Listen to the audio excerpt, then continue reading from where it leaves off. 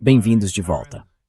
Hoje temos o privilégio de receber Karen Kwiatkowski, tenente-coronel aposentada da Força Aérea dos Estados Unidos. Ela trabalhou no Pentágono, também ocupou várias funções na Agência de Segurança Nacional e é autora com foco em temas como inteligência militar. Tenho acompanhado o seu trabalho, então é uma grande honra finalmente tê-la aqui no programa. Muito obrigada por me receber. Estou feliz de estar aqui.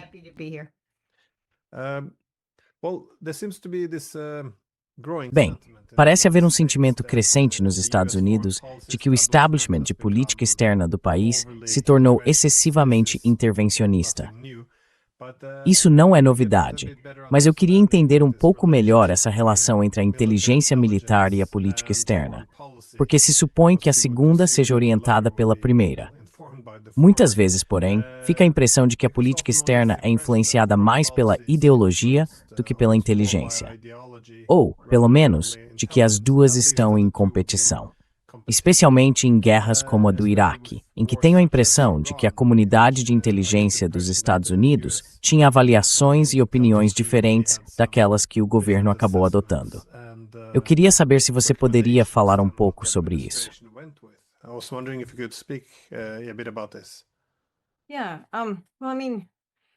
Sim.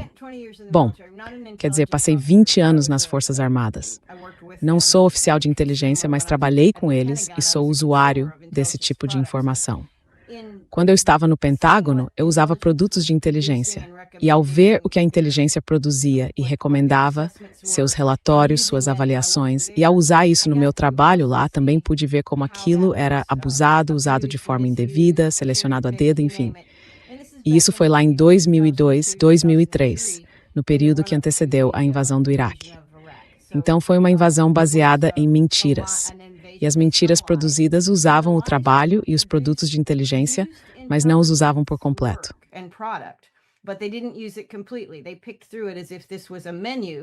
Eles selecionavam aquilo como se fosse um cardápio e escolhiam certas coisas. Na verdade, no caso de 2002 e 2003, pegamos coisas que sabíamos que não eram verdade, coisas que depois ou ao mesmo tempo já tinham sido descartadas.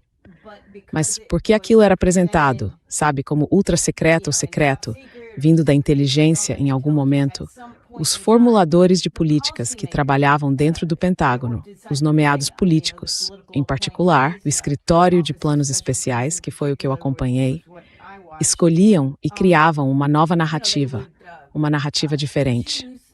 E então vendiam essa narrativa por meio de vazamentos para grandes veículos de imprensa. O que é interessante, porque vemos isso como uma forma de entender nosso governo hoje. O que está sendo vazado para o Axios? O que está sendo vazado para o Wall Street Journal? O que está sendo vazado para o The Washington Post e o New York Times?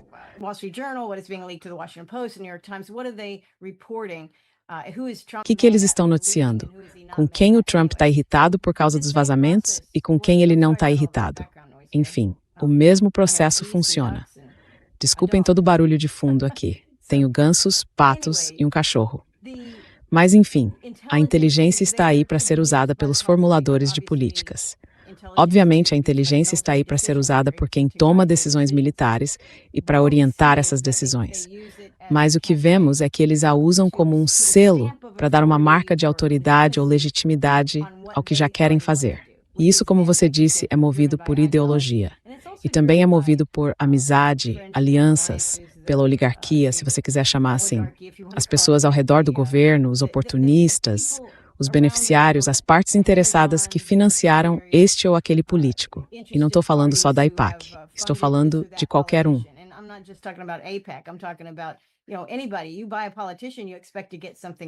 Você compra um político e espera obter alguma coisa com isso. Então esse é o nosso sistema.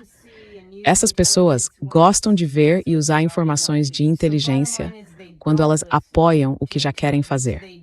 Então, resumindo, elas não dão ouvidos à inteligência, não usam informações de inteligência para embasar uma decisão sábia.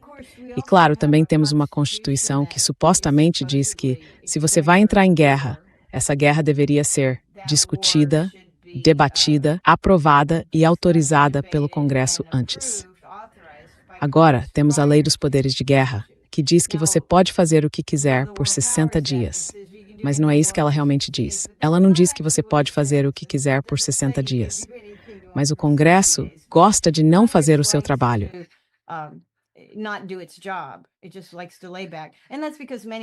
Ele simplesmente prefere ficar de braços cruzados. E isso acontece porque muitos no Congresso também querem guerras. Porque para nós, para o governo americano, a guerra dá lucro. A guerra é uma forma de retribuir favores aos seus doadores. Em particular, a guerra por Israel é uma forma de satisfazer não só a AIPAC, mas também seus amigos em Israel. Isso vale especialmente para Trump, mas certamente também para Biden. Quer dizer, olha a equipe do Biden. Era muito pró-sionista. Tinha o Anthony Blinken. Esses caras chegam ao governo com suas próprias agendas. E a inteligência é usada apenas para servi-los nessa agenda, em vez de informá-los.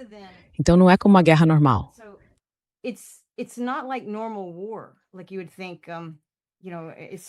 Como seria de se imaginar, certamente não é como na defesa. Na defesa, você diz, bem, alguém nos ameaça, precisamos estudá-lo, precisamos garantir que nossa inteligência seja muito boa, para que quando nos defendermos ou respondermos a esse ataque ou possível ataque, nossos recursos limitados, todos os recursos são limitados, sejam usados da maneira mais eficaz. É isso que um defensor faz. Dizemos que estamos defendendo alguma coisa, mas, na verdade, estamos sempre em guerra ofensiva. Estamos sempre travando guerras expedicionárias. E o propósito disso, de um lado, é ideológico, mas, na verdade, é gerar dinheiro para o sistema que desenvolvemos.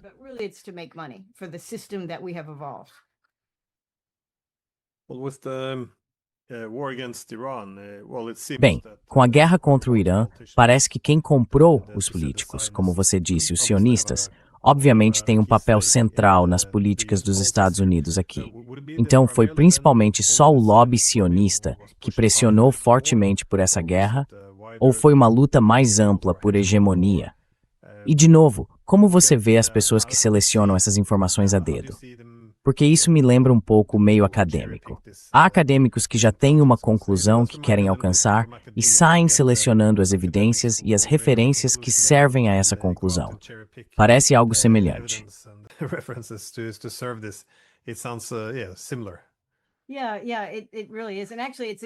Sim, realmente é. E, na verdade, é algo humano estabelecer qual você quer que seja a verdade ou qual você quer que seja a história e depois sair em busca de evidências que sustentem isso. Então, é muito normal que as pessoas façam isso.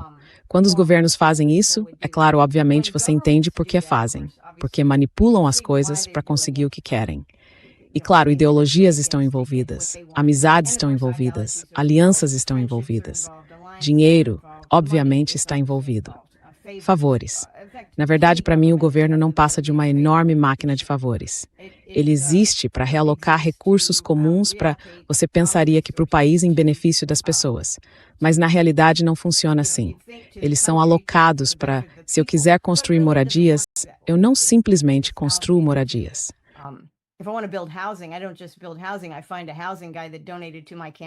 Eu encontro um sujeito do setor imobiliário que doou para minha campanha e garanto que ele consiga o que precisa.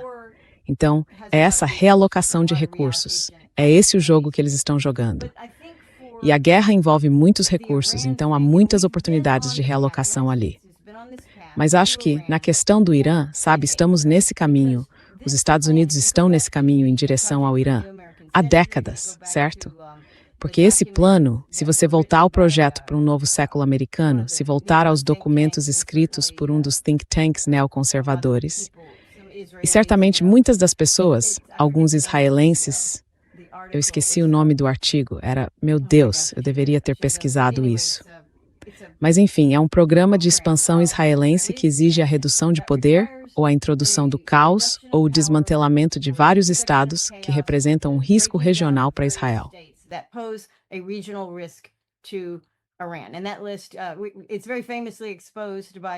E essa lista foi exposta de forma bem conhecida pelo general Wesley Clark, depois que ele se aposentou por volta de 2006 ou 2007.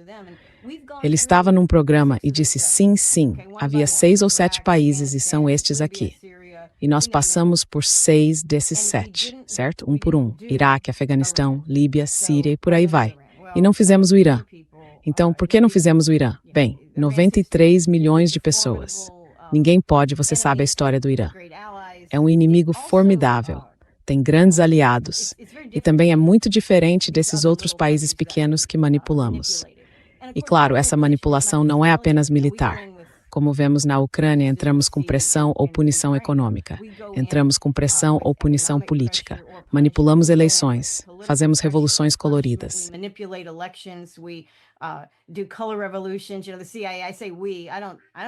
Sabe, a CIA, eu digo nós. Eu não faço isso. A CIA faz isso com o meu dinheiro.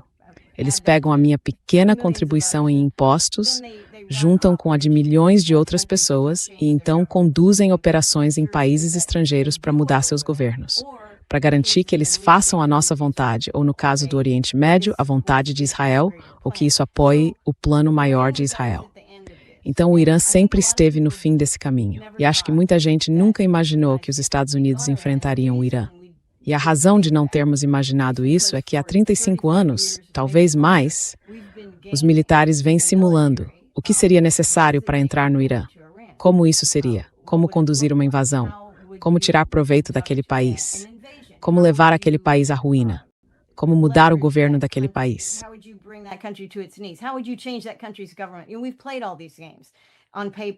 Fizemos todos esses jogos no papel, em simulações de mesa, e em nenhum caso saímos vitoriosos.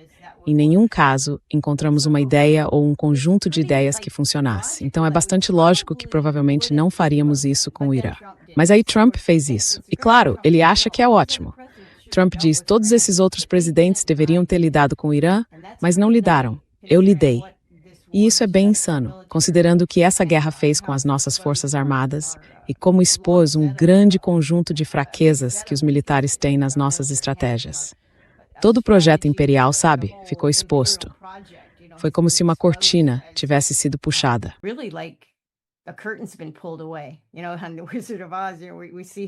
Sabe, em O Mágico de Oz, a gente vê que não tem nada ali. E isso assusta, como americano, porque meio que confiávamos que todos os outros países respeitassem nossa grande força militar. E agora vemos que, bem, não conseguimos nem... Primeiro, ela não é tão grande assim. Segundo, não fazemos ideia de como aplicar essa força de maneira eficaz.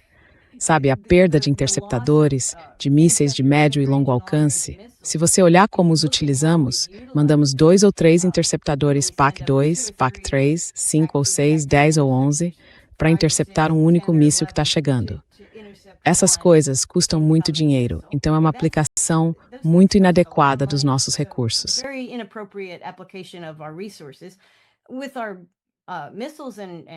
Com nossos mísseis e outras coisas que lançamos contra o Irã, que foram muitas. Quer dizer, basta olhar todos os lugares que bombardeamos no Irã. Mas nos últimos tempos, desde que isso voltou a se intensificar, a gente no CENTCOM dizendo, bem, não conseguimos encontrar novos alvos. Estamos atingindo os mesmos alvos 2 ou 3 vezes e os iranianos estão apontando isso. Alguns desses alvos não são militares. Claro, nós sabemos disso. Nunca foram. Não eram desde o primeiro dia. Quer dizer, quando atingimos a escola, aquele foi um alvo recomendado por IA, ou recomendado por Israel, ou talvez os americanos tenham sugerido. Mas isso foi visto como parte da guerra psicológica.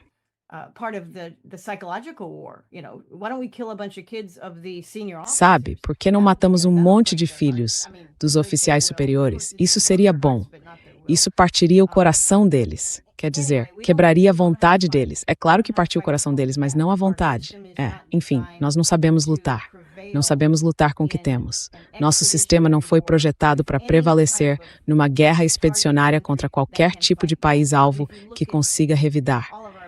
E, se você olhar para todas as guerras que travamos no Oriente Médio e em outros lugares, não vencemos nenhuma. Algumas pessoas dizem que vencemos a Primeira Guerra do Golfo, a Primeira Guerra no Iraque. Mas o problema é que eles não tinham marinha, tinham exército.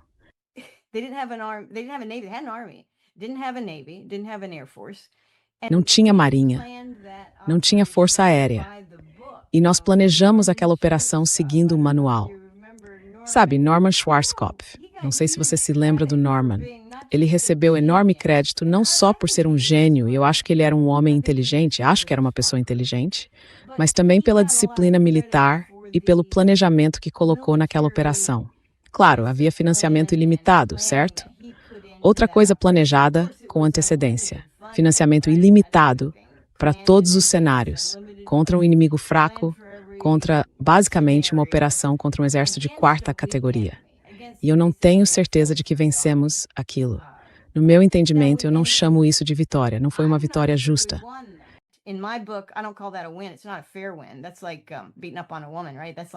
É como bater numa mulher, certo? É como se um cara dissesse, eu briguei. Bom, ela pesava 50 quilos. Tá, sim. Talvez você não devesse se gabar disso.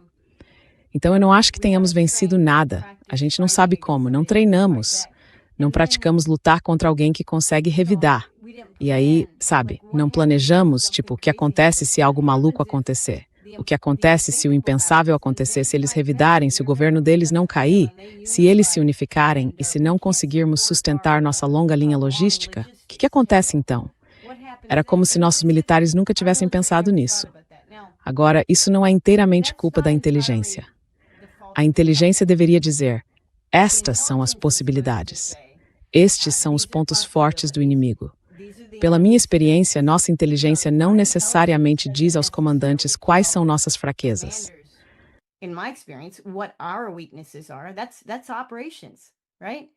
Isso é operações, certo? Quer dizer, esse é o seu treinamento. Há outros números G, o seu J5, o seu J3, o seu J8 que cuida do dinheiro.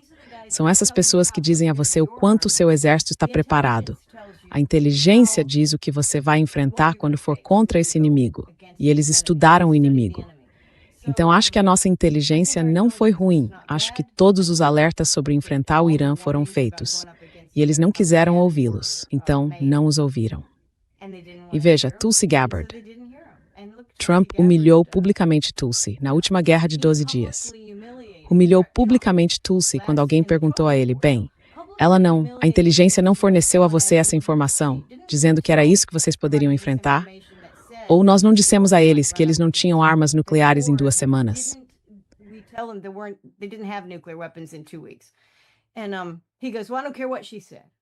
E ele diz, bem, não me importa o que ela disse, não me importa o que ela disse. E isso resume tudo. Os presidentes não se importam com o que a inteligência diz. E, infelizmente, embora não acreditem na inteligência, eles tendem a acreditar nas operações, no planejamento e na equipe financeira que dizem a eles, sim, conseguimos fazer isso. Sabe quem é? Isso, Bradley Cooper, o almirante Brad Cooper, do CENTCOM, sabe? Ele é do tipo que dá um jeito. Claro que o senhor quiser.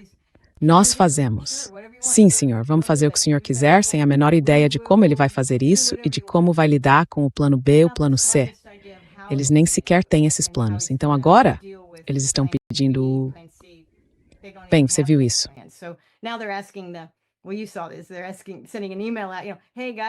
Eles estão mandando um e-mail, sabe? Ei, pessoal, alguma ideia criativa do que a gente poderia fazer? Dá para imaginar estar no exército e receber a notícia de que veio uma mensagem pedindo ideias às tropas sobre como fazer a guerra correr melhor? Quer dizer, isso é absolutamente... Eu fico chocado com o fato de isso ter acontecido de verdade. É uma loucura e, do ponto de vista do comando, é muito constrangedor. Por que arriscar vidas sem ter a menor ideia do que está fazendo? Então, sim, eu culpo nossos principais comandantes. Obviamente os políticos. Mas eu acho que nossa inteligência não é ruim. E claro, Israel também não acha que nossa inteligência seja ruim, porque toda a nossa inteligência na região é fornecida pela Mossad. Nós realmente não temos nenhuma inteligência humana própria naquela região.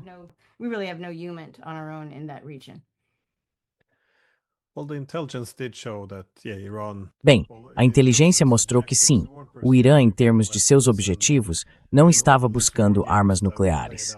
E, de novo, todos esses jogos de guerra que foram simulados também previram que isso teria muito pouca chance de dar certo. Mas, como você disse, do fim dos anos 90 até pelo menos o início dos anos 2000, ficou evidente que isso seria feito de qualquer forma. Como o general Wesley Clark apontou, esse seria o grande desfecho final depois de derrubar os 6 países anteriores. o Irã seria essencialmente a cabeça da cobra a ser derrubada na região. Então, de certa forma, isso já tinha sido decidido, independentemente do que a inteligência dissesse.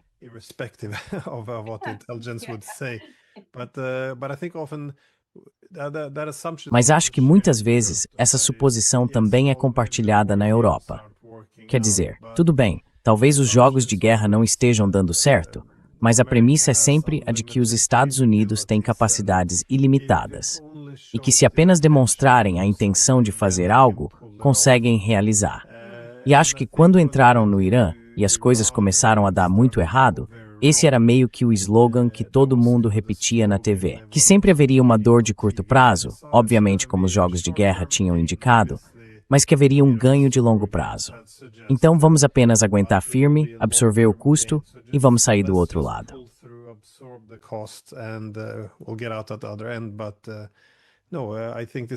Mas não, eu acho que esse é o problema quando uma política já foi definida, independentemente das informações de inteligência. Mas também, como você disse, parece que para um realista político como John Mearsheimer, a premissa costuma ser que os estados vão buscar a hegemonia, porque essa é a situação de segurança mais ideal se alguém é totalmente dominante. E é assim que os estados geralmente pensam.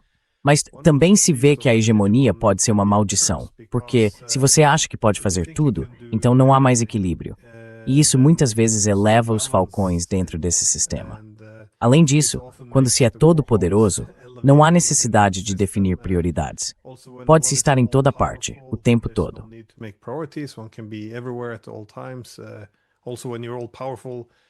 Além disso, quando você é todo-poderoso, pode-se dar ao luxo de cometer muitos erros e absorver esses custos, aparentemente bem, indefinidamente.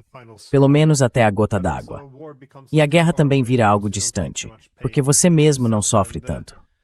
E eu estava me perguntando, depois de um tempo, os custos começam a se acumular, como acontece com todos os estados todo-poderosos. Você vê as Forças Armadas dos Estados Unidos correndo um perigo real agora? Claro, temos o esgotamento de armas. E há também a imagem. Quando todo mundo acha que as Forças Armadas dos Estados Unidos são todo-poderosas, as pessoas ficam um pouco cautelosas. Não podemos segui-los na escalada. Agora, os iranianos meio que provam que podemos. Então, como você vê o impacto disso sobre os Estados Unidos?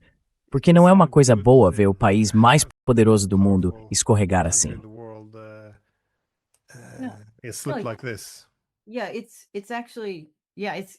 Na verdade, é uma situação muito incomum. Talvez não ao longo da história, mas nas nossas vidas, acho que isso é bem incomum. Sabe, havia essa crença de que tínhamos todo esse poder e que o nosso poder fazia parte dessa energia de liberdade econômica e, sabe, enfim.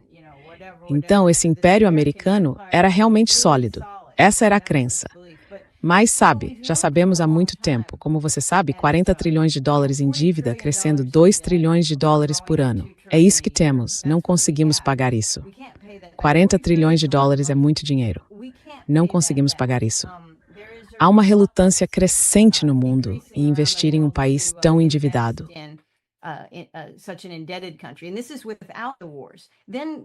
E isso sem contar as guerras. Então isso já se sabe há algum tempo. Antes de expormos as fragilidades logísticas, operacionais e de liderança das nossas Forças Armadas com essa ofensiva contra o Irã, agora vimos que não só, mas o nosso sistema de produção militar, que todos conhecemos, o complexo industrial militar, sabemos como ele funciona. Sabe, itens de alto valor muito caros, com longas cadeias logísticas, é isso que dá dinheiro. Muita munição barata, muitos drones baratos que você consegue reproduzir rapidamente. Não investimos nisso. Não fizemos isso porque não é lucrativo. Nosso sistema de acesso é military acquisition system is driven by profit. And that's fine, because, that's the marketplace. E tudo bem, porque sabe, esse é o mercado. Ele é movido por duas coisas, lucro e controle sobre políticos. Então você pode ter certeza, e foi isso que vimos, de que há competição de verdade em tecnologia militar, produção, custo, confiabilidade, todas essas coisas boas que você gostaria de ter. Equipamentos baratos, confiáveis, letais, que resistam em campo e sejam fáceis de manter. Todas essas coisas boas. Nada disso dá muito dinheiro para as nossas 5 grandes corporações de defesa. Então elas não buscam isso. E nossos orçamentos militares, há décadas, não são escritos pelo Congresso, nem pela cúpula do Poder Executivo.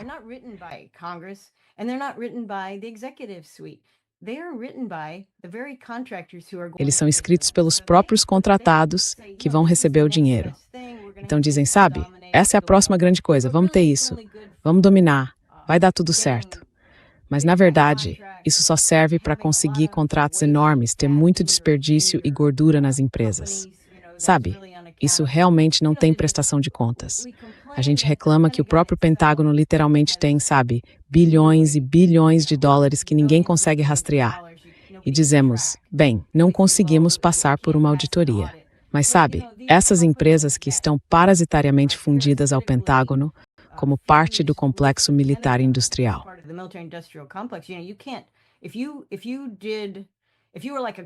Se você fosse, digamos, um investidor que compra empresas para reestruturá-las e dissesse, vou analisar essas empresas, cortar toda a gordura delas e reorientá-las para que sejam altamente competitivas, enxutas, excelentes, bons investimentos e por aí vai, você ia se divertir muito, certo? Porque essas são empresas muito inchadas, obesas, que desenvolveram não eficiências, mas ineficiências para lucrar.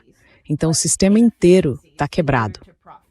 E é isso que você está vendo. Quer dizer, quando você usa sistemas de $500 mil ou mísseis de $100 mil e os desperdiça contra algo que custa ao inimigo $15 mil ou $20 mil, e eles têm literalmente centenas de milhares desses, enquanto você só tem uma quantidade pequena dos seus interceptadores caros, ou seja lá o que for, isso é sinal de que você está em sérios apuros.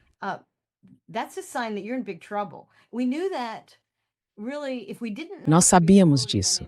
Na verdade, se não sabíamos antes de entrar no Irã, e deveríamos saber, e acho que a inteligência provavelmente sabia, certamente descobrimos na primeira semana da guerra. Sabe, a proporção entre as nossas perdas e as perdas deles, o nosso investimento versus o investimento deles, a nossa eficácia versus a eficácia deles. E também não temos desculpa para dizer que se pode bombardear alguém do ar até provocar uma mudança de regime. Há quantas décadas tentamos fazer isso? Nunca funcionou. Sabemos que não funciona. Até os nossos políticos suspeitam que não funciona. Enfim, nossos equívocos e erros, que se acumularam na maneira como conduzimos nossas operações militares, ficaram expostos para o mundo inteiro ver agora, honestamente, só nos últimos 5 meses.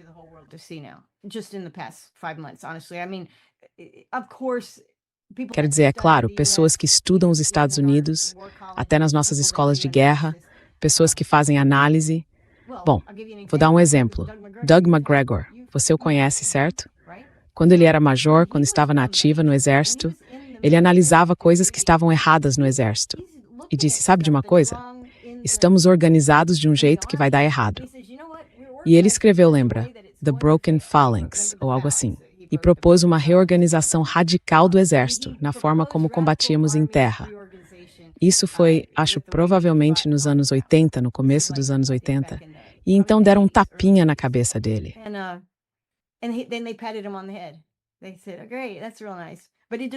Eles disseram, ótimo, muito bom, mas isso não se encaixa no nosso sistema de aquisição. Não promove os caras que nós já promovemos, e os caras deles estão vindo aí.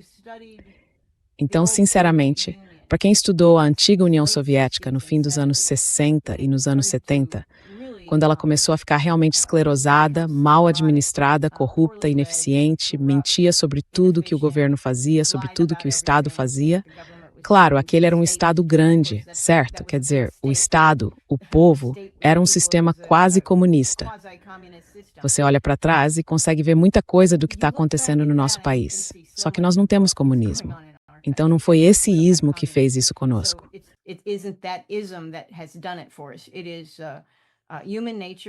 É da natureza humana, e da natureza do poder e do crescimento, e da falta de responsabilização, da falta de transparência. Sabe, nada do que o nosso Pentágono faz. Não é só que você não consegue auditar as finanças. O americano médio não faz ideia de como nada disso funciona. E é por isso que eu acho muito engraçado que, sabe, Cooper tenha dito isso ou mandado essa mensagem às tropas. Eu não acho que as tropas façam ideia de como chegamos à situação em que estamos hoje no Irã.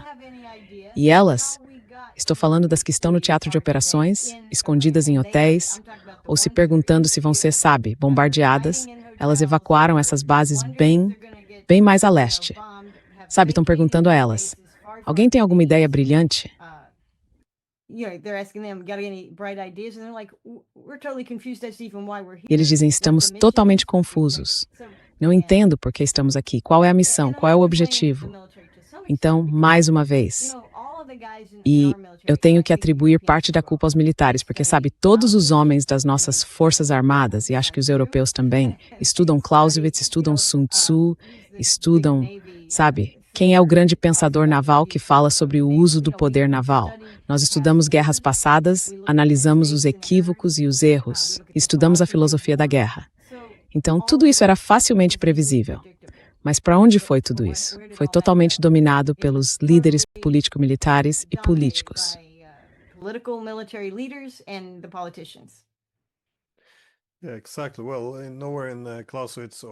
É, exatamente. Bem, em nenhum lugar de Clausewitz ou Sun Tzu se defendeu que, sabe, se deixasse os fabricantes de armas financiarem os centros de estudos que vão produzir as informações divulgadas pela mídia, que orientam recomendações de política externa e que contratam, sabe, políticos fora do cargo e, sabe, que a realidade e a política externa fossem colocadas no mercado para serem compradas pelos fabricantes de armas. Quer dizer, é um desastre previsível, eu acho.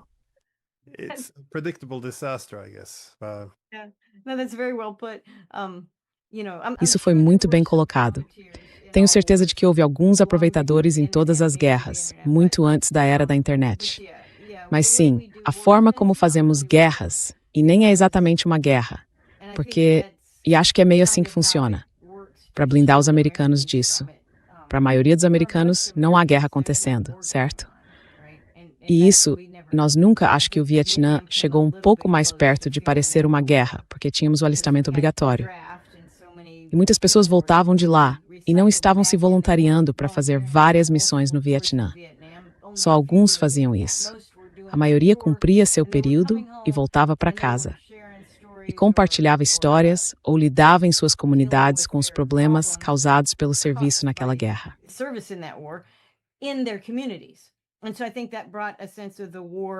E então, acho que isso trouxe a guerra para dentro de casa.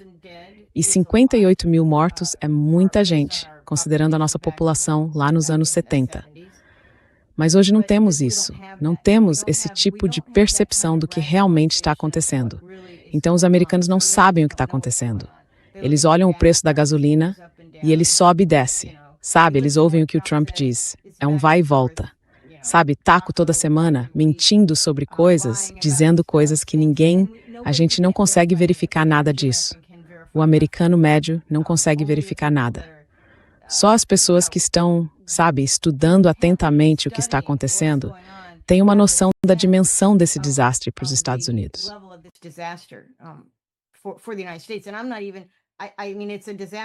E eu nem estou.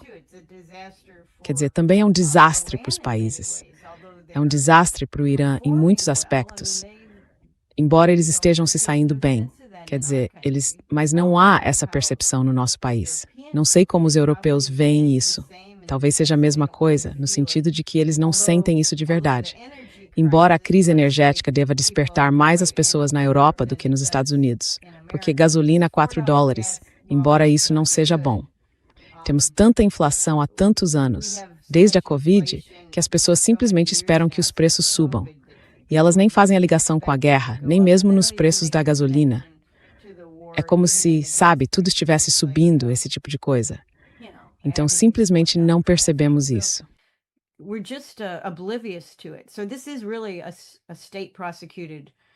Então, isso é realmente uma guerra movida pelo Estado, não pelo povo. É uma situação de guerra criada por tecnocratas para ganhar dinheiro para os amigos deles. E no caso do Trump, ele realmente exagera na forma como consegue ganhar dinheiro. Trump sempre recua. As mudanças de posição dele são calculadas de acordo com o mercado e também com os investimentos dos amigos dele. E talvez com os próprios investimentos. Não sabemos exatamente, mas é muito evidente que, bem, não há moralidade nenhuma nisso. E sabe, não estou dizendo que uma guerra possa algum dia ser moral, mas no caso de nós atacarmos o Irã em nome de Israel, isso é uma guerra ilegal. Quer dizer, por qualquer definição, foi um ataque ilegal. Ninguém realmente se importa, mas os iranianos têm a justiça do lado deles.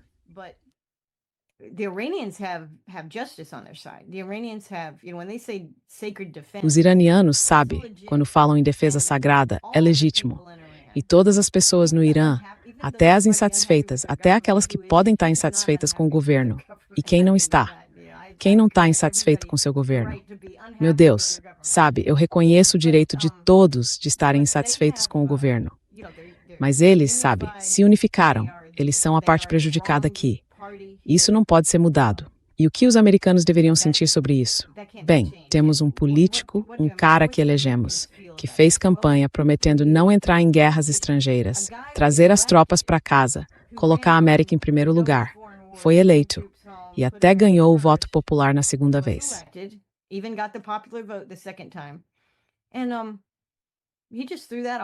E, ele simplesmente jogou tudo isso fora. Nós não temos controle nenhum. Os eleitores, as pessoas que o apoiaram, não têm controle sobre o que ele faz. Essa guerra não é nossa guerra, é uma guerra ilegal. Até que ponto o americano médio é responsável por isso? Eu não acho que nós, o americano médio, nos sintamos responsáveis por isso. Nem acho que a gente sinta a guerra. E acho que a única coisa estranha que aconteceu é que há 3 anos, quase 3 anos, nós assistimos Gaza ser devastada. Estávamos vendo, em tempo real, o apagamento dos palestinos em Gaza.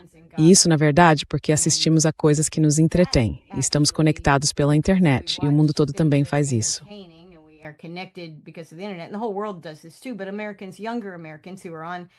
Mas os americanos mais jovens, que usam mais as redes sociais do que talvez os mais velhos, que ainda se lembram da grande vitória na Segunda Guerra Mundial, começaram a se mobilizar porque coisas injustas estão acontecendo.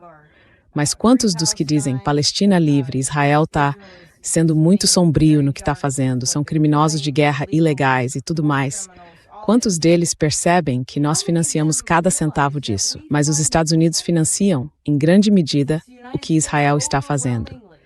Ainda não existe uma linha de responsabilização da qual os americanos tenham consciência. E eu não sei se vamos chegar lá. Não sei se vamos desenvolver isso.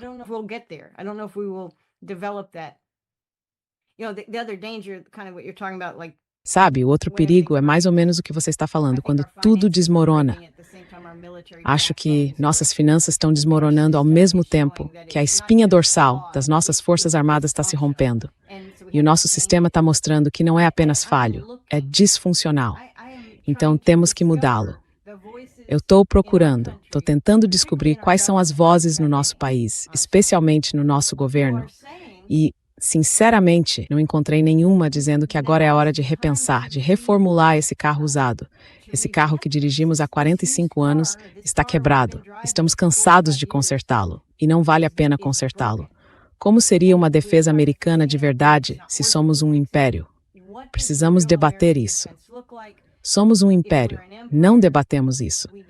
Presumimos que isso significa que somos uma república, que faz parte do jeito americano ser uma potência hegemônica global, mesmo que não possamos pagar por isso.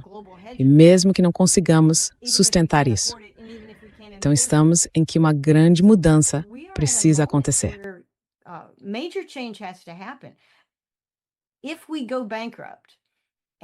Se formos à falência, e se os militares tiverem êxito, se o Pentágono tiver êxito, se o Congresso tiver êxito em se recusar a corrigir as falhas e simplesmente despejar mais trilhões de dólares no Pentágono para as mesmas coisas de sempre, isso vai quebrar o nosso país. É o que eu acho. Acho que vamos ficar destruídos. Podemos ser destruídos simplesmente pela perda da nossa capacidade de nos endividar, certo?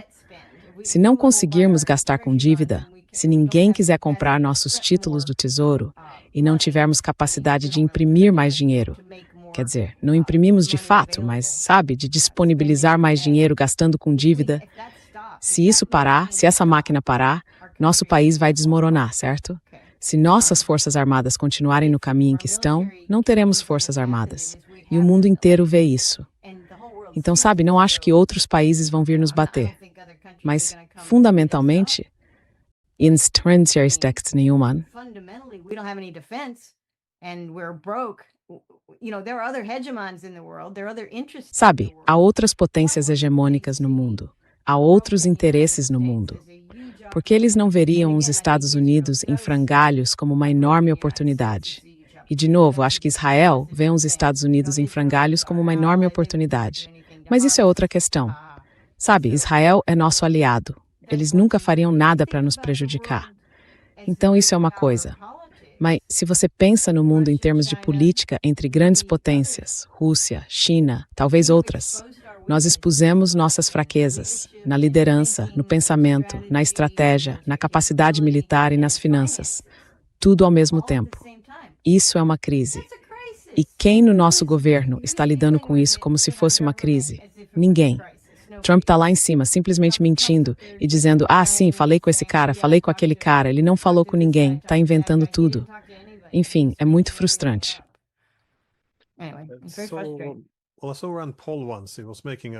Eu também fiz uma enquete uma vez. Ela apresentava um bom argumento. Ela defendia que a decisão não é se os Estados Unidos recuam em relação ao Império ou se o mantém. Isso está chegando ao fim da linha. Então a questão era, ou fazemos isso de forma organizada, ou tudo vai desabar sobre nós. E eu achei que era um bom ponto. Que ele disse isso? Isso é bom, é um bom ponto. Sim, não, eu achei isso excelente. Porque muitas vezes, sabe, o argumento é, não, bem, nós temos essa responsabilidade, blá, blá, blá. Mas, no fim das contas, em algum momento a música para. E aí a pessoa fica em sérias dificuldades se não tiver reduzido isso de forma ordenada. Mas eu queria perguntar se você vê alguns dos mesmos problemas na guerra agora, na guerra por procuração com a Rússia, porque eu me lembro de que nos anos 1990 havia muita abertura. Muitos importantes pensadores americanos, diplomatas, líderes militares e políticos argumentavam com bastante força que expandir a OTAN seria um enorme desastre. Claro, pessoas como George Kennan estavam na linha de frente, argumentando que isso seria um desastre.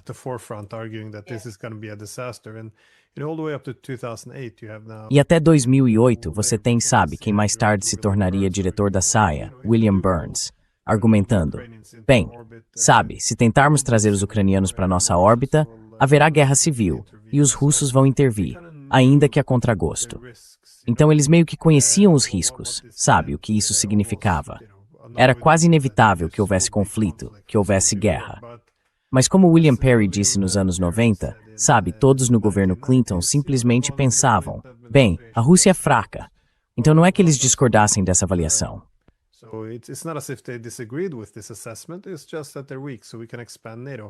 É só que eles estão fracos, então podemos expandir a OTAN. Mas, de novo, como Kennan disse, um dia os russos voltariam a ser fortes e então reagiriam. E é aí que vamos surgir com esses slogans de que os russos são apenas imperialistas. Mas, de novo, agora que a Rússia está forte outra vez, de algum modo todos nós temos que agir como se a expansão da OTAN nem sequer tivesse sido parte do problema. Como se tudo isso tivesse acontecido no vácuo, sem provocação, como diz o slogan obrigatório. Como você vê isso? Porque, sabe, você pode apresentar um mar de evidências de que sabíamos que isso provavelmente aconteceria. Isso foi previsto. E ainda assim não parece influenciar a política de forma alguma.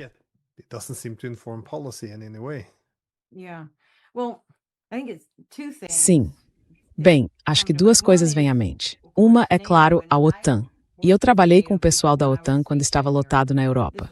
Isso foi há mais de 25 anos, mas ela era vista como um apêndice da política externa dos Estados Unidos. E nós também, e o Trump tem muito interesse em fazer isso, usamos a OTAN como mercado para nossos sistemas de armas, especialmente os mais lucrativos, certo? Depois que você coloca um sistema em operação, é aí que entra o verdadeiro lucro, quando passa a fabricar várias unidades desses itens caros de alto valor. E nós queríamos, obviamente, um mercado. Criamos um mercado e continuamos fazendo isso.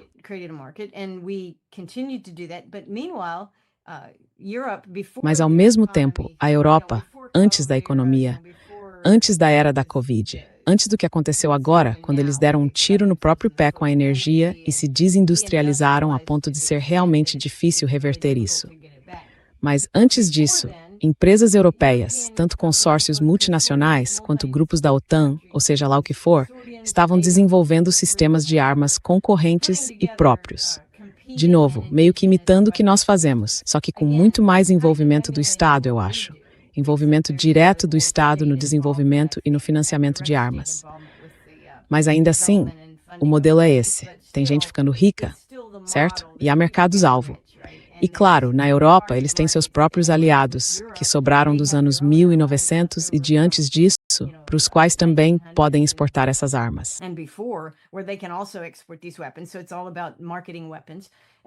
Então é tudo uma questão de vender armas. E acho que eles se envolveram um pouco nisso, porque há dinheiro a ganhar. E claro, onde há dinheiro você encontra políticos que pode pagar. E isso nem é uma questão de repúblicas ou democracias.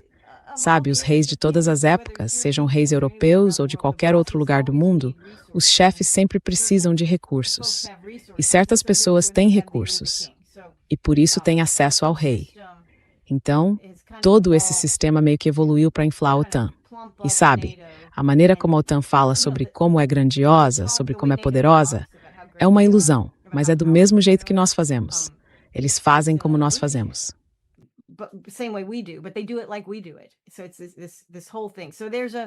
Então é isso, toda essa questão. Há algo na OTAN que é muito voltado para dentro e muito desconectado da realidade. E eles querem ser grandes e fortes, querem gastar armas e comprar mais armas, ser temidos, ser expansionistas e ser um império. Eles não fazem isso tão bem quanto nós. Mas é claro, eu deveria dizer que fazíamos, porque agora o nosso império está se fragmentando. Então há uma intenção de obter armas para poder usá-las, expandir a OTAN a ter mais recursos, conseguir sistemas de armas maiores, um exército maior, mobilizar mais tropas. Quer dizer, obviamente, a demografia da Europa não favorece a formação de grandes exércitos.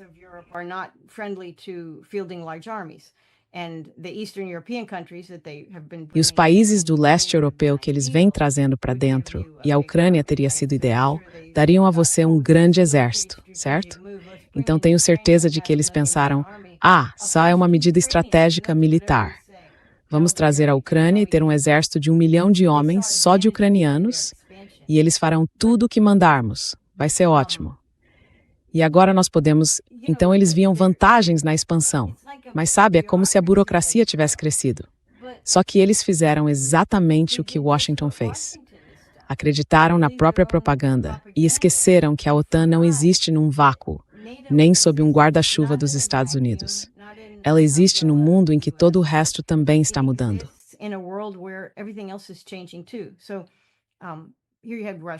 Então aqui você teve primeiro a Rússia e a União Soviética. Uma transição muito cara e difícil dos tempos da União Soviética para os tempos da Federação Russa, certo? Quer dizer, eles se separaram em um enorme número de países. A Federação Russa sabe, se estabelece. Há 20, 30 anos, vem trabalhando para desenvolver sua economia, sua tecnologia, ao mesmo tempo em que é cada vez mais retratada como inimiga, como uma inimiga expansionista. E, de novo, a forma como a Europa tratou a Rússia, a forma como nós tratamos a Rússia é muito parecida com a forma como tratamos o Irã. Então, talvez haja algo a aprender nisso. Tipo, se você vai colocar países sob pressão, vai colocar carvão, vai colocar carbono sob pressão, pode acabar com um diamante, certo? E não era essa a sua intenção.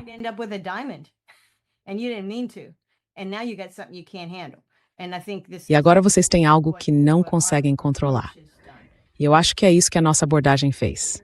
Mas por que eles... Quer dizer, eu entendo porque a Europa quer a Ucrânia.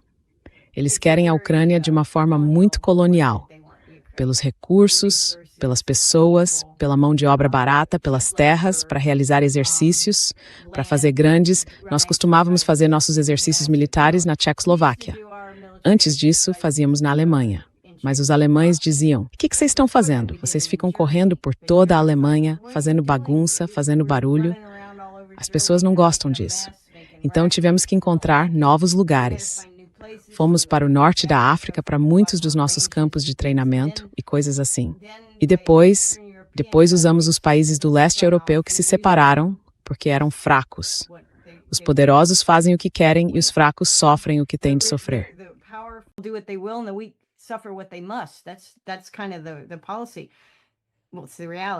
Esse é mais ou menos o plano. Bem, é a realidade.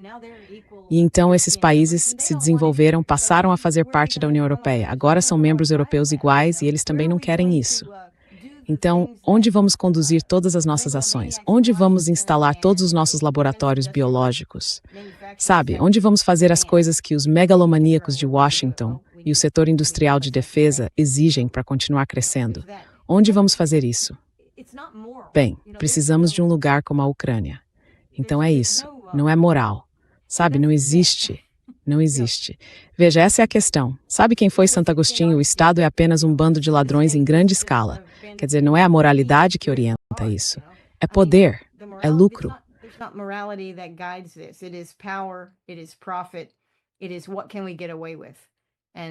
É isso.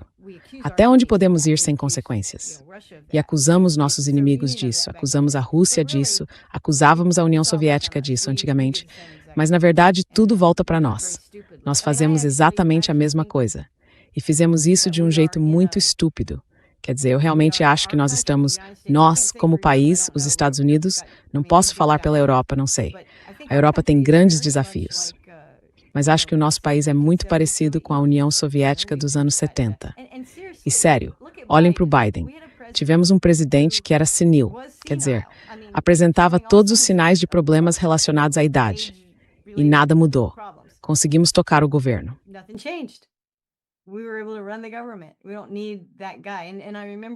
Não precisamos desse cara. E eu me lembro de que no final da União Soviética, eles tiveram uma série de líderes já envelhecidos. E as pessoas simplesmente, sabe, diziam, bem, esse cara é alcoólatra. Esse cara não está muito bem da cabeça. Sabe, eles não eram muito eficazes. Na verdade, não representavam o país de maneira alguma.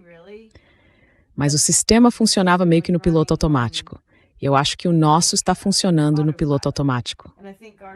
Só que, quando a gente cair, vai ser muito mais prejudicial para o resto do mundo do que quando a União Soviética se desintegrou.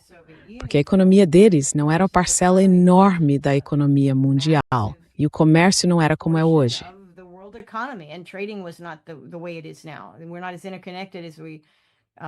Não éramos tão interconectados naquela época quanto somos hoje. Então, quando os Estados Unidos caem, isso vira problema de todo mundo. E eu acho que é isso que está acontecendo. E eu não vejo as pessoas... Bem, você está falando sobre isso, as pessoas estão falando sobre isso, estão pensando sobre isso. Mas onde estão as pessoas no poder que reconhecem isso? Porque, como você estava dizendo, Trump disse, vou ter que encontrar essa citação porque é muito sábia, e que seria bom ter uma aterrissagem controlada do nosso império, em vez de não foi Trump, foi Rand Paul. Not Trump, Rand Paul. Quem? Ah, claro que era o Rand Paul, é. Scoop, não. Desculpe, eu disse que foi o Trump que disse isso. Eu pensei, vou ficar chocado se ele realmente disse isso, porque isso estaria fora do perfil do Trump. Certo. Desculpe. Não, foi o Rand Paul. Sim, exatamente. Sabe, o avião está caindo, certo? Isso é insustentável. O mundo inteiro consegue ver. Uma coisa seria se o mundo inteiro não visse e pudéssemos pensar um pouco. Bem, talvez possamos fazer algumas mudanças e nos adaptar, mas agora o mundo inteiro vê isso. Então, sinceramente, o tempo é essencial. Acho que os americanos vão ficar chocados quando isso acontecer. Não acho que a maioria deles tenha a menor ideia. Eles entendem que partes do sistema estão quebradas, mas não entendem a profundidade do problema. Ninguém entende o que 40 trilhões de dólares em dívida fazem. Ninguém entende isso.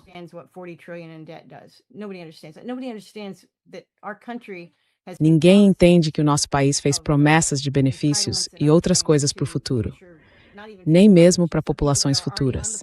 As pessoas que já estão no planeta agora nos Estados Unidos têm expectativas declaradas, promessas não ditas, seja lá como for, de até 250 trilhões de dólares, talvez mais, em dívida, assistência médica, previdência social, todo tipo de coisa para o país, enfim. Nós não temos esse dinheiro, nem conseguimos pagar as nossas próprias pessoas.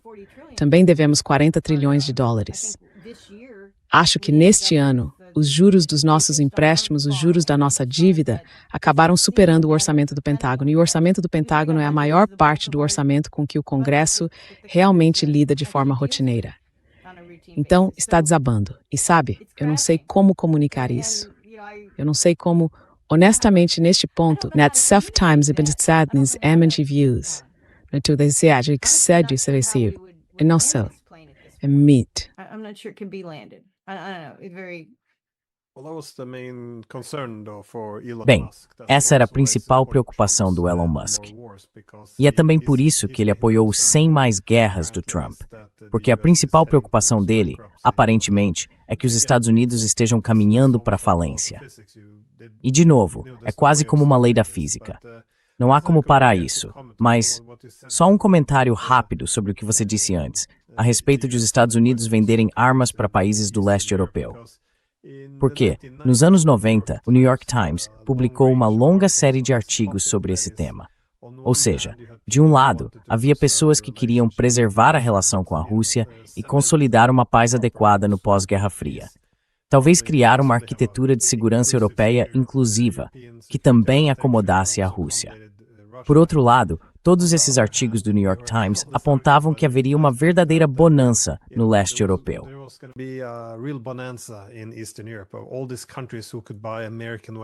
Todos esses países que agora podiam comprar armas americanas. E basicamente eles foram atrás do dinheiro. E é interessante. E também sobre a atratividade da Ucrânia, há um artigo fascinante do George Soros, de 1993, em que ele escreve que os europeus e os americanos têm reservas quando os soldados voltam para casa em sacos mortuários. Eles não gostam disso. Então, idealmente, a OTAN teria uma parceria com os europeus orientais. Assim, a OTAN entra com a tecnologia militar e basicamente, os europeus orientais entram com a carne. Essa é mais ou menos a equação. Quando leio isso, sempre penso em onde estamos agora com a Ucrânia. Porque na OTAN, não parecemos contar as baixas quando não são os nossos próprios rapazes.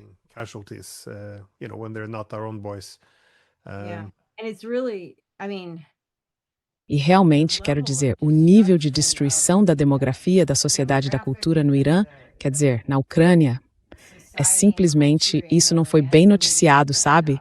Durante anos. Quero dizer, isso já vem acontecendo há 4 anos, indo para o 5º, menos de 5 anos, com essa guerra. Mas lá nos Estados Unidos, eu vou dizer uma coisa. Não vemos mais bandeiras ucranianas em todas aquelas pequenas fotos de perfil do Facebook, sabe? De todo mundo. As pessoas já não estão mais se identificando com a Ucrânia. Estamos vendo que ela caiu em desgraça, provavelmente porque Trump não gosta de perdedores, nesse sentido de, bem, parece que eles estão perdendo. Mas isso não poderia ter sido previsto, que eles perderiam. Quero dizer, quem enfrenta, nós mesmos, nem enfrentaríamos diretamente o exército russo.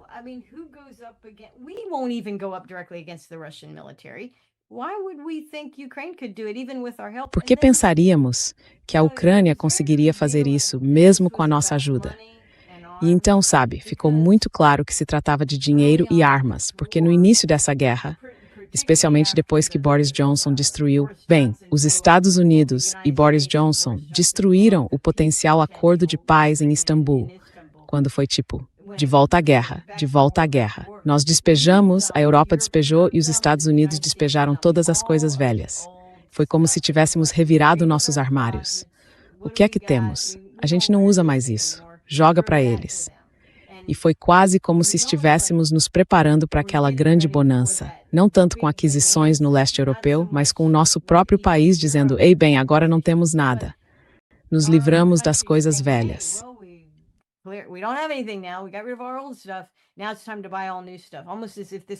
Agora é hora de comprar um monte de coisa nova, quase como se isso fosse uma revolução nos assuntos militares, quando na verdade não foi.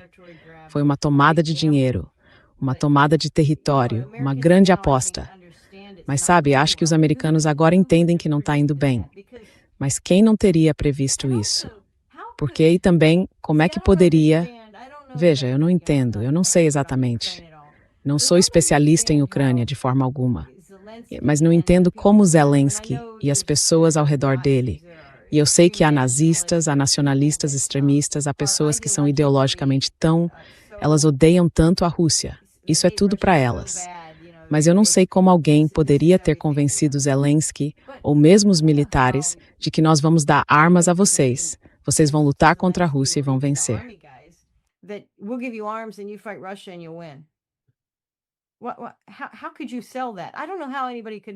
Como é que você poderia vender essa ideia? Não sei como alguém poderia aceitar isso se estivesse no comando de um país. Certo, vamos travar uma guerra. Vai ser no seu território. Você vai lutar basicamente contra um exército bastante, sério, o exército russo. E eles podem, é a Rússia, então é a Rússia maligna. E eles podem convocar pessoas, podem trazer pessoas. Eles não têm um sistema de livre mercado, embora tenham, mas quero dizer, eles podem simplesmente impor isso. O Estado pode dizer, vamos converter toda a nossa economia para a produção de armas, e eles têm capacidade para isso. Por que você acreditaria nisso? Por que algum ucraniano diria que essa é uma ótima ideia? Não sei. Vamos ter uma guerra entre a OTAN, os Estados Unidos e a Rússia. Vamos lutar na Ucrânia e deixar os ucranianos lutarem por eles. E eles vão nos ajudar.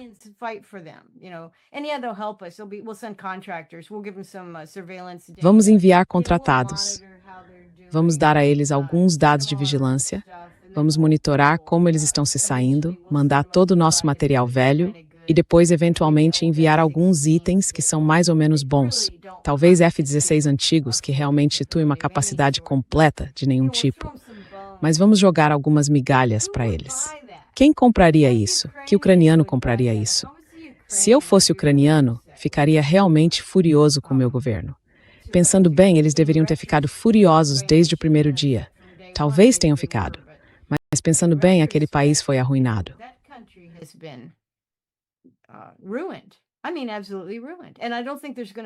Quero dizer, absolutamente destruída. E eu não acho que vai haver uma Ucrânia com essas fronteiras. Acho que a Rússia vai acabar. Eles vão ficar com Odessa. Se não ficarem, talvez nem parem em Kiev. Eles dizem, bem, é uma cidade russa, Kiev. Vamos ficar com ela. Kiev, em breve vai voltar a ser Kiev. Isso não é bom para os ucranianos, mas foi esse o acordo que fizeram.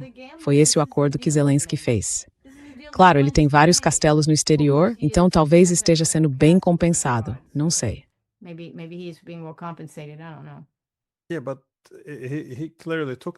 Sim, mas ele claramente aceitou esse acordo.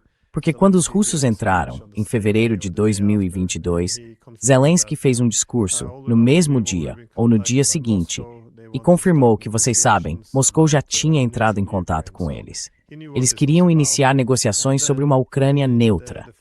Então ele sabia do que se tratava. E no mês seguinte, em março de 2022, ele deu uma entrevista à revista The Economist e disse, muito abertamente, que havia países no Ocidente que preferiam uma longa guerra com a Rússia para enfraquecer a Rússia, mesmo que isso significasse o fim da Ucrânia.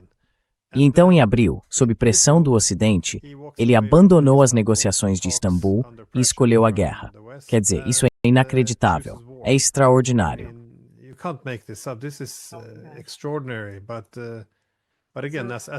Mas, de novo, como você sugeriu, no Ocidente os chamados pró-Ucrânia, como eles mesmos se identificam, nem querem discutir as baixas ucranianas, porque isso enfraquece o apoio à guerra.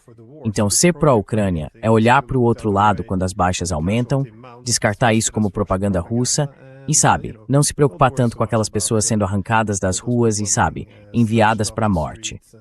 Quero dizer, é uma forma muito absurda de enxergar o que deveria significar ser pró-Ucrânia. Mas, de novo, acho que alguém vai ser responsabilizado depois que essa guerra acabar. Acho que sim, quando perceberem o que de fato aconteceu lá e todas as mentiras que foram contadas. Mas até lá, claro, eles controlam a narrativa. Então, o que dá para fazer?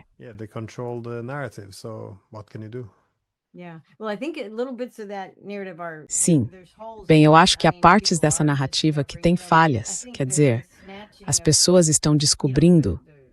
Acho que essas imagens de grupos ligados ao governo pegando pessoas na rua e mandando-as para a linha de frente estão repercutindo.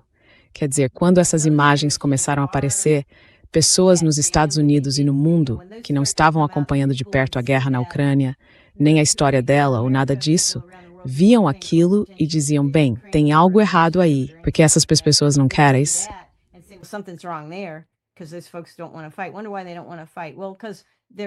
Se perguntam por que eles não querem lutar. Bem, porque não é uma luta justa, sinceramente.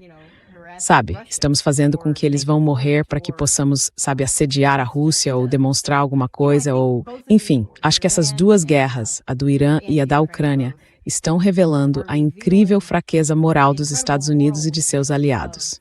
E, de novo, dá para incluir Gaza nisso. Mas, obviamente, a fraqueza moral de Israel, isso é até pouco dizer. Não dá nem para... Não há como compreender a política externa de Israel como algo minimamente moral. Não há nada moral nisso, mas as pessoas estão percebendo isso.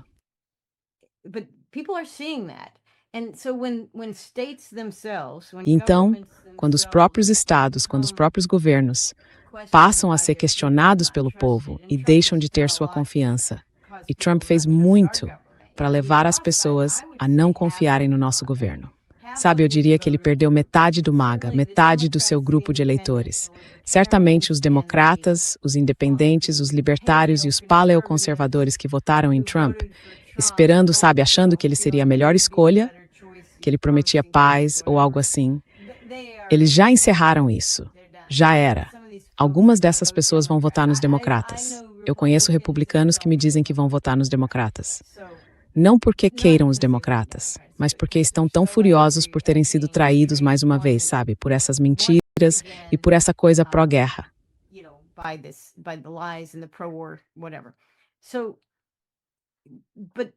Mas as pessoas que estão desconectadas do governo, isso também, quer dizer, foi assim que a União Soviética meio que entrou em colapso. Claro, o dinheiro deles não valia nada, certo? O rublo era uma piada.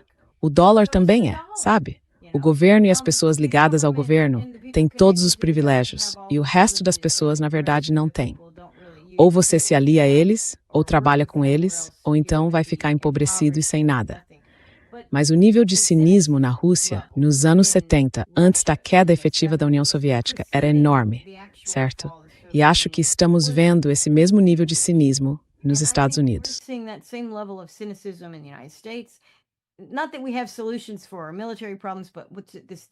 Não que tenhamos soluções para os nossos problemas militares, mas o que é isso? É uma espécie de cinismo persistente em relação ao governo e ao Estado. Como se, quando dizem qualquer coisa, nós automaticamente presumíssemos que estão mentindo para nós. Isso não é saudável, certo? Isso derruba governos, isso derruba impérios. Essa perda de fé tanto no dinheiro quanto no poder, essa perda de fé na integridade moral do seu governo, é o que os destrói. E então, sabe, o avião está caindo. O avião saiu do plano de voo, certo? Ele se desviou do plano de voo. Os controladores de tráfego aéreo estão dizendo, ei, alô, alô, voltem para o plano de voo e ninguém está ouvindo. Então uma queda está vindo.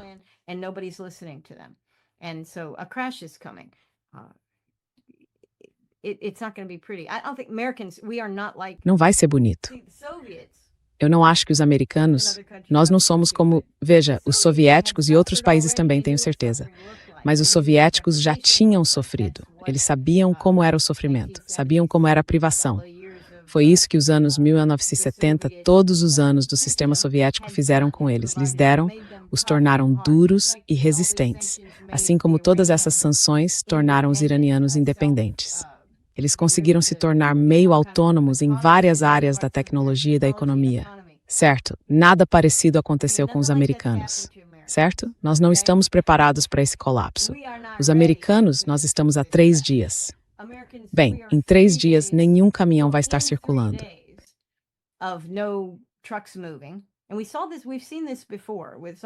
E vimos isso. Já vimos isso antes. Vimos um pouco durante a Covid. Às vezes vemos isso quando há um grande furacão ou algo assim. Mas 3 dias sem caminhões chegando às cidades significam prateleiras vazias em todo lugar. Certo? E os americanos não conseguem lidar com isso. Quero dizer, eu diria que metade das pessoas no nosso país não faz ideia de como cozinhar. Elas não sabem cozinhar, entende o que eu quero dizer? Muito menos cultivar comida, muito menos ter acesso a ela. Elas não têm amigos, não têm uma rede, além de um monte de pessoas que vivem exatamente como elas vivem. Então, esse tipo de coisa, elas não estão preparadas. E não estou dizendo que você precisa ser, como é mesmo, um preparador.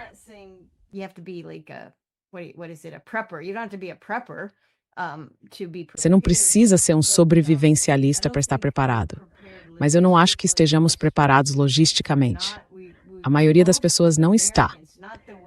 A maioria dos americanos, não os ricos, nem os que andam com Trump, mas a maioria dos americanos vive de salário em salário hoje. E muitas dessas famílias dependem de 2 salários. Então vivem de salário em salário, mas são 2 salários.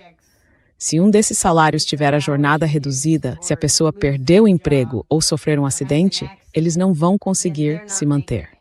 Não vão conseguir. Então é com isso que temos de lidar. Eles não têm, por exemplo, um estoque de comida e água potável para um mês guardado. Não tem isso. Então não estamos prontos para nada.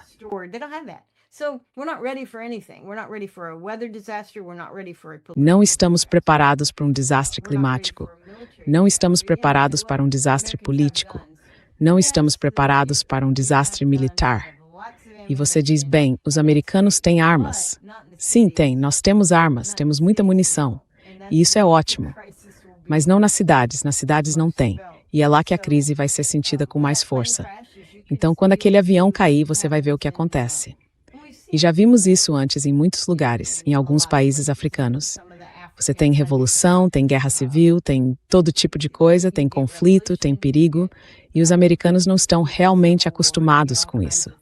Não estamos acostumados com isso.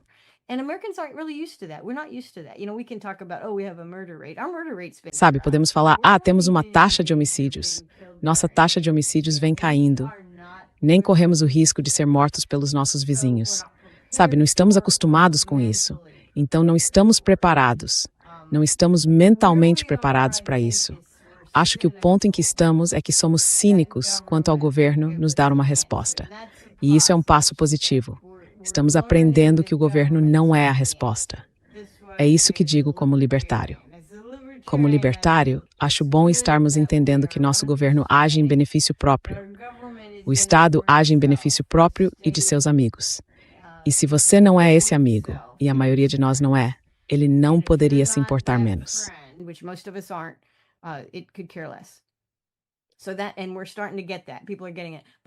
Estamos começando a perceber isso. As pessoas estão entendendo. Mas não estamos preparados para uma falência.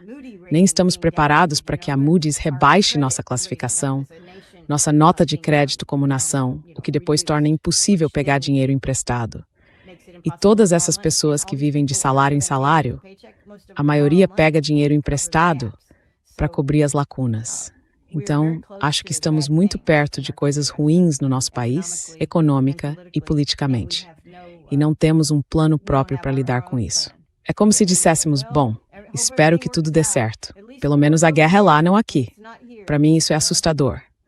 Talvez eu seja pessimista demais, porque acompanho isso há tanto tempo e não vejo realmente uma melhora. Mas estou um pouco preocupado.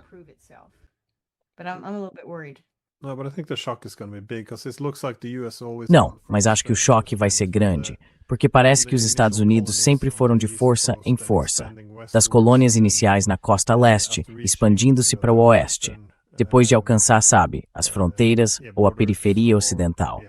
E então, é claro, no fim do século XIX, voltando-se para o Pacífico, depois se tornando uma das 2 grandes superpotências. Em seguida, tornando-se pela primeira vez no mundo, a única potência hegemônica global. E aí vem a suposição de que os melhores dias estão sempre por vir. E então, uma queda brusca. Acho que vai ser um choque enorme. E sim, é preciso se preocupar com isso. Enfim, eu perguntei, onde as pessoas podem encontrar você e o seu trabalho?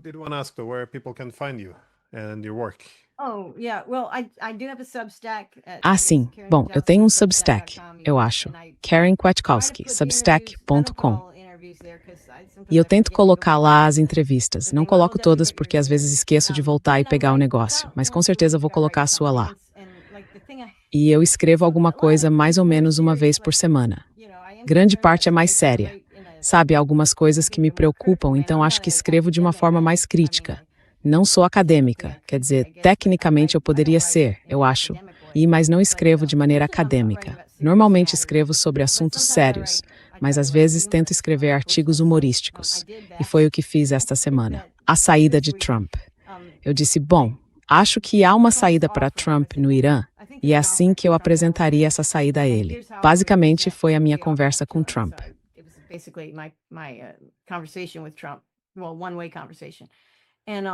Bom, uma conversa de mão única. Eu estava olhando alguns dos comentários e um cara ficou muito, muito bravo e disse, bom, nada disso vai funcionar. Não acredito. E eu pensei, sabe, parte disso, tipo 80%, era sarcasmo. Mas eu não tenho usado sarcasmo com a mesma frequência que usava antes, então as pessoas não esperavam isso. Mas sim, eu escrevo para o Lew Rockwell desde, sei lá, 2003. Então há muita coisa que eu já disse por aí. Não sei o quanto disso é importante, mas sei que acho, e todos nós fazemos isso. Quer dizer, você faz isso, que todo mundo que fala em qualquer podcast sobre qualquer assunto, seja político ou não, está só tentando ajudar as pessoas a pensar sobre as coisas de uma forma mais fácil do que seria se elas tivessem que fazer todo o trabalho e toda a pesquisa por conta própria.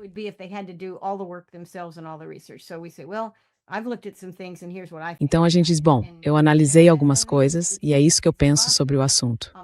E compartilhamos isso e acho que é algo positivo. O problema é que a maior parte das nossas críticas é ao Estado.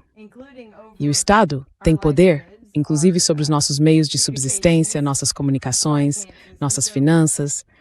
Então, sabe, é interessante. A época em que vivemos é um pouco interessante. De certa forma, somos como bobos da corte. Somos capazes de dizer coisas que precisam ser ditas. Às vezes é engraçado, às vezes não. Mas somos protegidos pelo rei. Só que não tenho certeza de que somos protegidos pelo rei. Somos como bobos da corte que não são protegidos pelo rei. Se formos longe demais, quero dizer, tantas pessoas estão sendo silenciadas por suas várias críticas ao Estado. Então,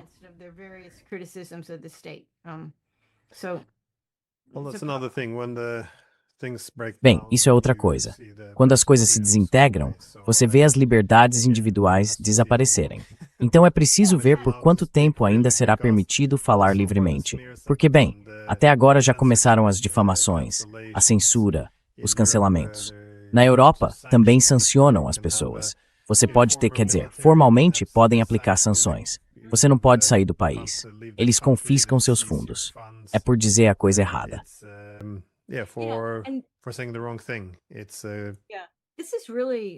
Isso realmente. E eu acho que isso talvez esteja ajudando as pessoas a entender a natureza do Estado. Sabe, não é como se fosse uma democracia ou uma república. Não se trata disso. Trata-se de poder e autoritarismo que existem em todos os governos. Isso faz parte da definição de governo. Ele precisa ter alguma autoridade. E essa autoridade é uma ferramenta atraente para ser explorada. E é isso que eu acho que está acontecendo na Europa, certamente. Sabe, tendências autoritárias, alguns diriam totalitárias, estão surgindo, estão vindo à tona, estão sendo exploradas e usadas. Mas eu vi o caso judicial de David Miller, acho que na Inglaterra. O antisionismo é discurso protegido, é um sistema de crenças protegido. Você viu isso? Não, em Point Points, não tinha visto isso. Bem, ele teve um processo judicial, eu acho. Não sei como isso terminou, saiu nas notícias esta semana. Mas disseram que o antisionismo é uma filosofia que é protegida de alguma forma. É uma manifestação protegida. Se é uma crença dele e ele fala sobre isso, então ele está protegido. E isso veio de um tribunal britânico, e eles são terríveis, são horríveis. Então não sei como isso aconteceu, mas parece uma espécie de sucesso, então não sei.